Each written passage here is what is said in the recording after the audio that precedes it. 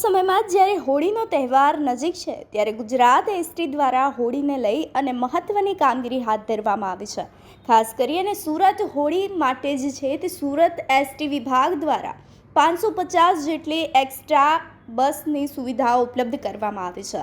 27 ફેબ્રુઆરીથી 2 March સુધી સાંજે 4 વાગ્યાથી રાત્રિના 10 વાગ્યા સુધી એક્સ્ટ્રા બસ દોડાવવામાં આવશે, જેમાં ખાસ કરીને દાહોદ પંચમહાલ તરફથી જે શ્રમિકો માટે જે છે તે આ ખાસ વ્યવસ્થા ઊભી કરવામાં આવી છે।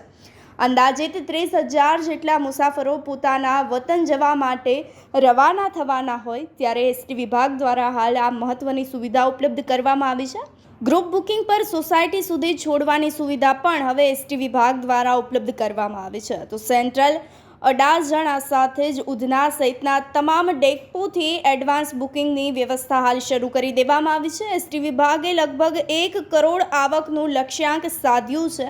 હોળીનો તહેવાર નજીકમાં છે ત્યારે તમામ લોકો પોતાના વતન પરત ફરી શકે તે માટે હાલ એસટી વિભાગ દ્વારા આ તમામ વ્યવસ્થાઓ ઊભી કરવામાં આવી છે।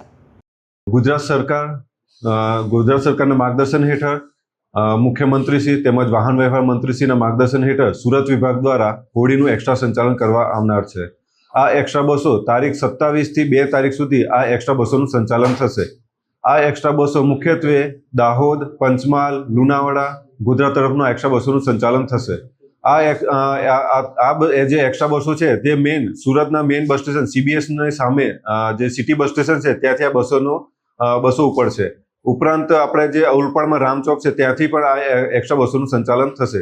અને આ જે એક્સ્ટ્રા બસો છે જે અમારું ઓનલાઈન બુકિંગ છે www.gsrtc.in એના પરથી બી અમારી ટિકિટનું બુકિંગ થશે।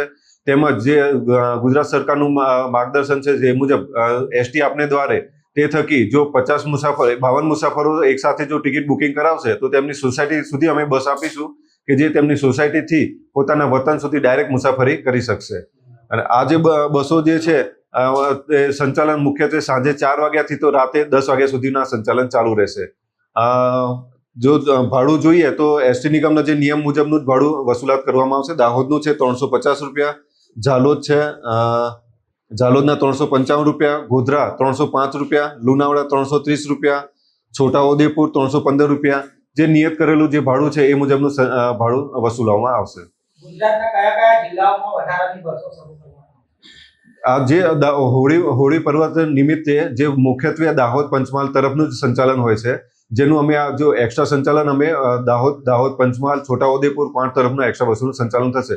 તદુપરાંત જો મહેસાણા સૌરાષ્ટ્ર તરફના બી મુસાફરો હશે એક સાથે કે જે અમને મુસાફરી કરવી હશે તો અમે એક્સ્ટ્રા બસોનું અમે આપીશું એમને। બીજા રાજ્યોમાં કેવી રીતે વ્યવસ્થા હોળી પર્વ નિમિત્તે મોસ્ટ ઓફ જે દાહોદ પંચમહાલનું જ સંચાલન હોય છે અને મુખ્યત્વે રેલવે આઉટ સ્ટેટમાં મુખ્યત્વે રેલવે તરફથી જ સંચાલન થતું હોય છે।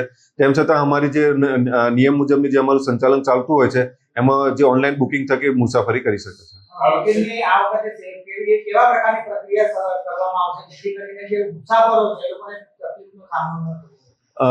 ઓનલાઈન ટિકિટ બુકિંગ થકી બી મુસાફરી કરી શકે છે। ગ્રુપ બુકિંગ થકી બી અમે કીધું એ પ્રમાણે ગ્રુપ બુકિંગ થકી પણ આ મુસાફરી કરી શકે છે કે જે અમને 50 એક સાથે 52 મુસાફરો બુકિંગ કરાવશે તો એમના વતન એમના ઘરે આંગણે અમે બસ આપીશું ત્યાંથી વતન સુધી મુસાફરી કરી શકશે।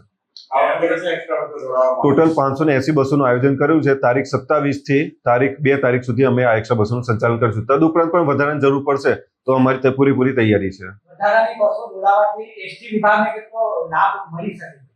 આમાં એસટી વિભાગ એક પ્રકારનું સેવાનું માધ્યમ છે। આમાં લાભ તો બરાબર પણ મુસાફરોને કોઈ તકલીફ ના પડે એની વ્યવસ્થા અમે રાખતા હોઈએ છીએ। અને ગઈ વખતે અમે ટોટલ 588 અમે 550 ટ્રીપો એક્સ્ટ્રા કરી હતી અને તેના થકી 94 લાખની આવક થઈ હતી। ખાસ કરીને આજે મુસાફરો દાહોદ પ્રોગ્રામ હોય છે તો અમુક 4 સ્થળ ભેગા થયા ચાલો કોઈ સ્પેશિયલ જગ્યા રાખી ત્યાંથી પિકઅપ કરવાનું। મેં અગાઉ પણ કીધું એ પ્રમાણે સુરતના CBS બસ સ્ટેશનની સામે સિટી બસ સ્ટેશન ત્યાંથી જ અમારું આખી ટીમ હશે। ત્યાં આગળ ઝાલોદ, દાહોદ ને બધું અલગ અલગ વર્ગીકરણ કરેલું છે ત્યાંથી અમે એક્સ્ટ્રા બસોનું સંચાલન કરીશું।